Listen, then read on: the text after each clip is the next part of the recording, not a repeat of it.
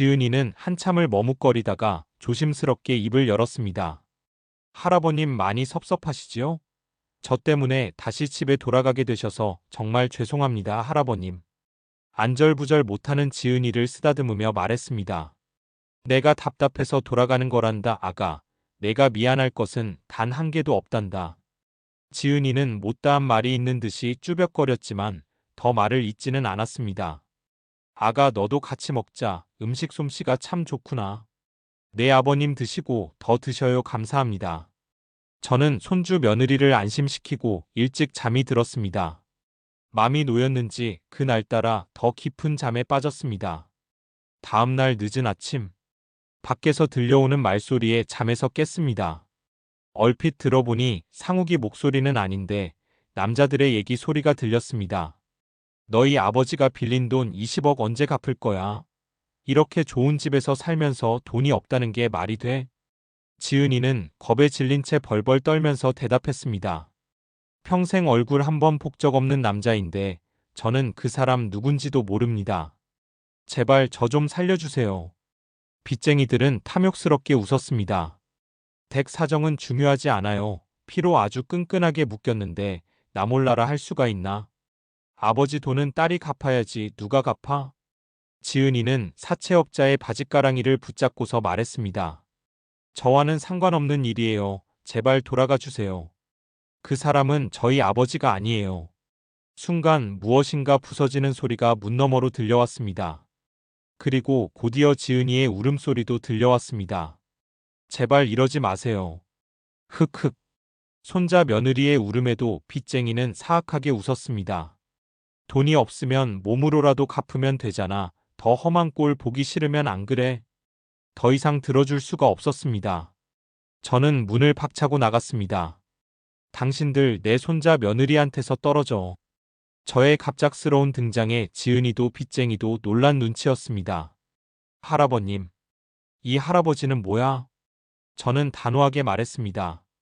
그깟 푼 돈 바로 보내줄 테니까 다시는 이 집에 찾아오지 마시오. 빚쟁이들은 우습다는 듯이 물었습니다. 할아버지 돈 많아요?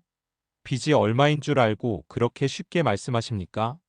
자그마치 이자까지 쳐서 25억이요 능력되셔요? 며느리는 경악하며 놀랐습니다. 25억이라니 그 남자가 빌린 돈은 20억이라고 했잖아요. 끌끌 이자가 하루에도 계속 불어나는데 25억이면 엄청 싸게 쳐주는 거야. 그럴 수가 말도 안 되는. 손자 며느리는 자신의 치부를 들켰다고 생각했는지 소리 없이 울었습니다. 저는 그런 지은이의 어깨를 두드려주며 격려해 주었습니다. 걱정하지 않아도 된다. 할아버지는 슈퍼할아버지니까. 빚쟁이들은 비아냥거리며 깔깔 웃었습니다. 슈퍼할아버지? 이 노인네가 치매에 걸렸나 웃기지도 않는 소리를 하고 있어.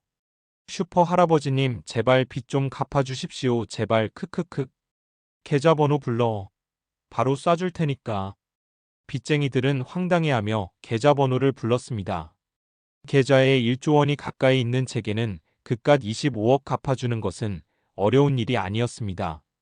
빚쟁이의 계좌에 돈을 입금하니 그들의 태도는 손바닥 뒤집듯이 완전히 바뀌었습니다. 할아버지 소란을 피워서 죄송합니다. 저희는 이만 물러가 보겠습니다.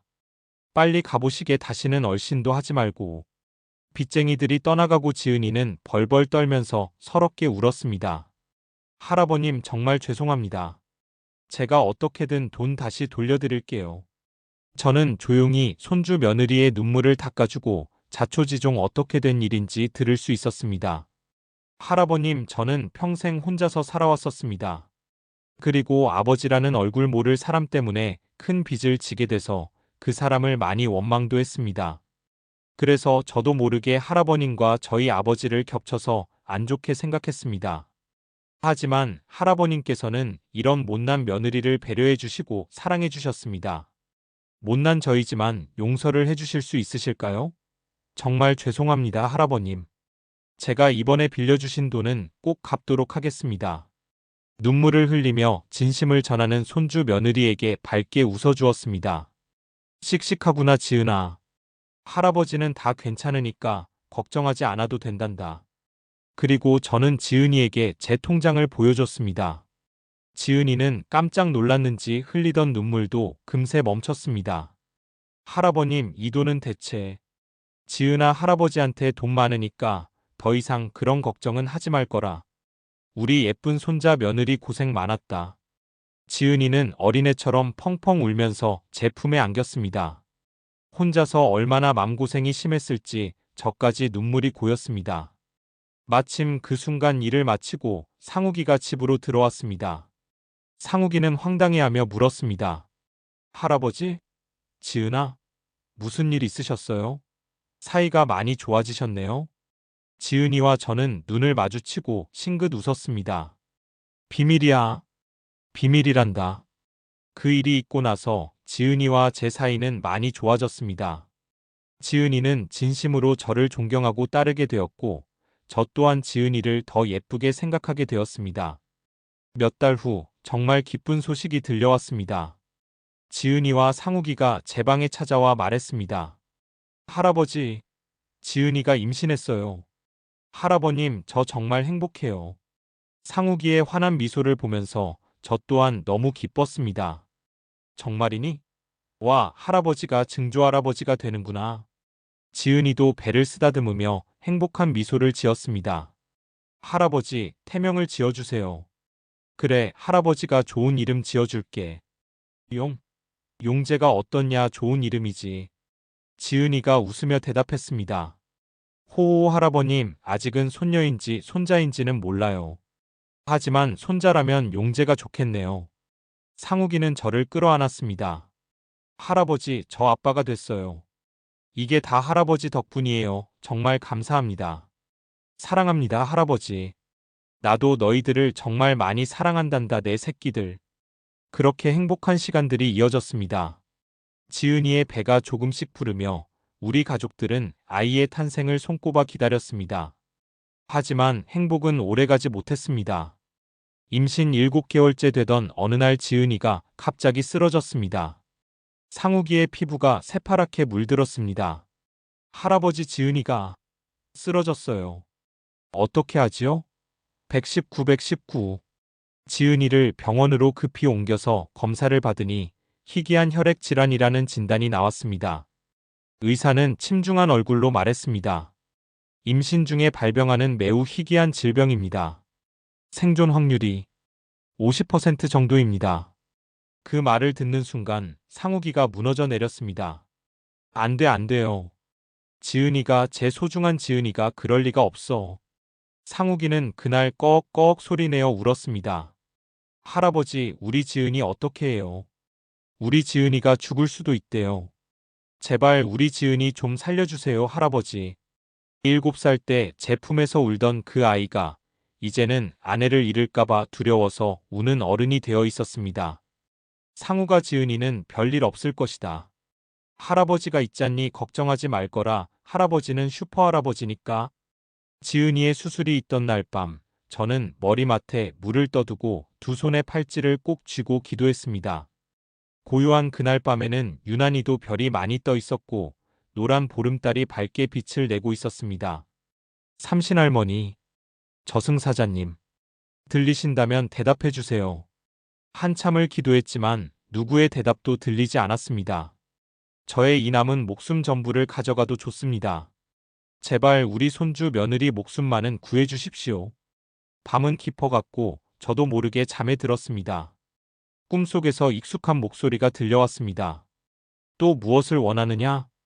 검은 옷과 갓을 쓴 저승사자가 나타났습니다. 제발 지은이를 살려주세요. 이제 저는 더 바라는 것이 없습니다. 손주 며느리 목숨만 어떻게 안 되겠습니까? 저승사자는 창백한 얼굴로 잠시 침묵하더니 말을 이었습니다. 그날 너에게 줬던 100년이라는 시간을 모두 잃어야 하는 선택이다. 괜찮겠느냐? 저는 활짝 웃으며 대답했습니다. 저승사자님, 저에게는 더 소중한 것들이 많이 생겼습니다. 부탁드립니다. 저승사자는 창백한 얼굴과는 어울리지 않게 부드럽게 웃었습니다. 좋다, 여자는 살려주지. 자기밖에 모르던 놈이 가족을 위해 제 목숨까지 내놓다니. 내가 너를 기특하게 생각하여 가족들과 함께할 시간 하루를 주겠다. 저는 주저하지 않고 대답했습니다. 감사합니다. 정말 감사합니다. 저승사자님. 꿈에서 깨어났을 때 상욱이에게서 전화가 걸려왔습니다. 할아버지 지은이 수술 잘 끝났대요. 의사 선생님이 앞으로는 걱정 안 해도 된대요. 으아앙. 소화기 너머로 들려오는 상욱이의 울음소리를 듣고 저는 안도의 한숨을 쉬었습니다. 다행이구나. 정말 다행이야. 상우가 미안하지만 잠시 집으로 와줄 수 있겠니? 중요하게 할 이야기가 있단다. 저는 상욱이를 집으로 불러서 모든 것을 털어놓았습니다. 상우가 할아버지는 사실 삼도천에서 있었던 일, 수명을 돈으로 산 것, 그리고 지은이를 살리기 위해 제가 한 마지막 거래까지. 상욱이는 믿을 수 없다는 듯이 저를 바라보았습니다. 할아버지, 그게 정말이에요? 그래, 상우가. 할아버지에게는 단 하루의 시간밖에 남지 않았다. 상욱이는 하얗게 질려서 제 품속에 안겼습니다. 거짓말하지 마세요. 이 바보 할아버지야. 완전 멍청이 할아버지. 이제 어디 안 보낼 거예요. 저를 떠나가지 마세요, 제발. 자신을 떠나가지 말라는 상욱이의 말이 제 가슴을 먹먹하게 하였습니다. 할아버지는 어디로도 떠나지 않는단다. 저 하늘에서 우리 상욱이랑 용재랑 지은이를 항상 응원하고 있을 거야. 그러니까 울지 마라 상욱아. 사업 가는 시간을 허투루 낭비해서는 안 된단다. 좋은 얘기 아름다운 추억으로 이 시간을 기억해 주렴. 저의 조언에 상욱이는 눈물을 뚝뚝 흘리며 제 손을 꼭 잡았습니다. 할아버지랑 함께한 모든 시간들은 제 마음속에 살아있어요. 평생 할아버지를 기억할게요. 감사합니다. 사랑합니다. 저는 눈물 범벅이 된 손자의 눈을 닦아주었습니다. 고맙다 상욱아. 할아버지도 너를 정말 사랑한다. 상욱이는 더 이상 눈물을 흘리지 않고 활짝 웃었습니다. 더 이상 어린아이가 아니에요 할아버지. 저 걱정하지 마세요. 곧 있으면 저 닮은 아이도 태어나요. 정말 멋진 아빠가 될 거예요. 애써 걱정을 끼치지 않기 위해 웃는 상욱이를 보며 머리를 쓰다듬어 주었습니다. 정말 장하구나. 내 손자야 앞으로도 지금까지처럼 쭉 씩씩해야 한다. 힘들면 언제든 할아버지를 부르렴 꼭 달려올 테니까. 상욱이는 남은 시간이 아까운지 숨도 쉬지 않고 제게 못다한 얘기들을 들려주었습니다. 지은이와 처음 다투었던 일들, 사업하다가 만났던 사람들, 대학교 동기들, 저와 같이 살았던 작은 집의 추억들 그리고 사랑한다고 참았던 눈물들이 사랑한다는 말에서 터져나왔습니다. 저는 주섬주섬 주머니에서 하얀 네잎클로버가 끼워진 책갈피를 상욱이에게 주었습니다. 얼마 전에 강가에서 주웠단다. 내가 노래를 부르던 흰색 네잎클로버. 이제 눈물을 뚝 멈춰야지. 상욱이는 결국 눈물을 멈추지 못하고 제 품속으로 파고들었습니다. 바보 할아버지. 끝까지 다 들어주시네요. 정말로. 당연하지 할아버지는 슈퍼 할아버지니까. 꿈을 꾸는 듯한 아련한 시간이 지나갔습니다. 할아버지 저 무서워요. 괜찮다 상우가. 할아버지가 여기 있잖니. 할아버지. 사랑해요. 할아버지도 사랑한다. 내 소중한 손자야. 마지막 시간. 아름다운 해가 떠오르고 있었습니다. 할아버지 저 배고파요. 치킨 먹고 싶어요. 그래 우리 상욱이. 치킨 시켜줄게. 상욱이는 계속 제 품에서 떨어지려 하지 않았습니다. 마치 7살 때 그 아이로 돌아간 것처럼. 할아버지 정말 가시는 거예요? 그래 상우가. 후회 없는 아름다운 시간들이었단다. 내 덕분이란다. 할아버지가 없으면 저는 어떻게 해요? 너는 이미 멋진 어른이란다. 이 할아버지 믿지? 상욱이는 눈이 퉁퉁 부은 채로 고개를 끄덕였습니다. 네 할아버지. 저는 평온한 미소와 함께 눈을 감았습니다. 상욱이의 따뜻한 품속에서 그래 정말 장하구나 내 손자. 씩씩하구나.